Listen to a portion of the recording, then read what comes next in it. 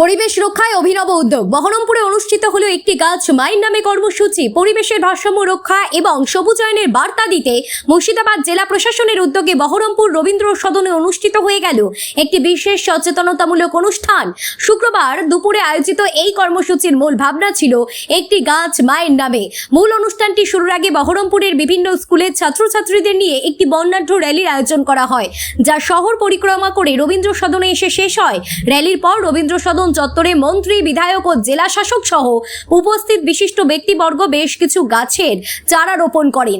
জেলা প্রশাসনের এই মহতে উদ্যোগে সামিল হয়েছিলেন মুর্শিদাবাদের মন্ত্রী গার্গী দাস ঘোষ, মন্ত্রী গৌরী শঙ্কর ঘোষ, এছাড়াও বিধায়ক সুব্রত মৈত্র। এছাড়াও উপস্থিত ছিলেন জেলা শাসক। এছাড়াও বিভিন্ন বিদ্যালয়ের শিক্ষক শিক্ষিকা ও ছাত্রছাত্রীদের উপস্থিতি এই অনুষ্ঠানকে আরও প্রাণবন্ত করে তোলে। পরিবেশের সচেতনতার এই বার্তা সাধারণ মানুষের ঘরে ঘরে পৌঁছে দিতে অনুষ্ঠান শেষে উপস্থিত সকলের হাতে একটি করে চারাগাছ উপহার তুলে দেওয়া হয়।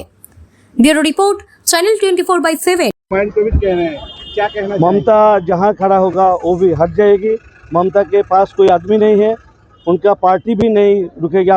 अगले दिन उनका पार्टी साइन बोर्ड हो जाएगी। देखिए, आज 5 जून विश्व परिवेश दिवस। इस दिन में हमारा प्रधानमंत्री और हमारा मुख्यमंत्री एक आह्वान किया, एक पेड़ माँ के नाम पर।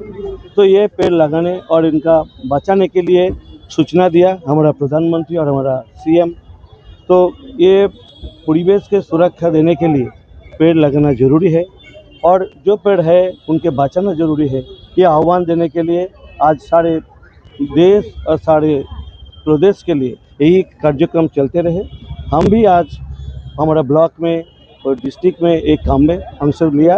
आज के वो कार्यक्रम का मूल भाषण यही है, एक पेड़ माँ के लिए, उनको रोपण करो और उनको बचाने के लिए काम करो।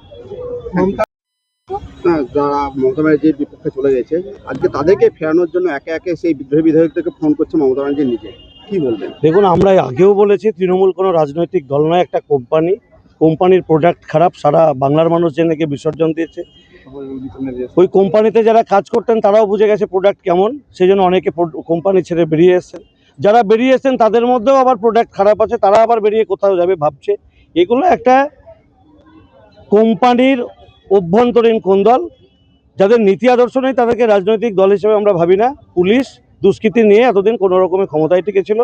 এদের নোংরামি, এদের দুর্নীতি বাংলার মানুষ জেনে গেছে, বুঝে গেছে।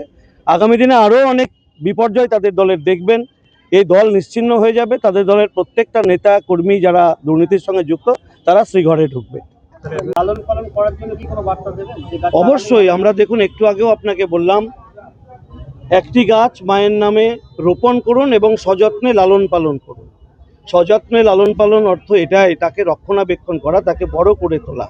বিগত দিনে কি হয়েছে সেটা ভুলে যেতে হবে। তাদের নীতি আদর্শের সঙ্গে আমাদের নীতি আদর্শের অনেক তফাৎ রয়েছে। এই নতুন বাংলা হবে।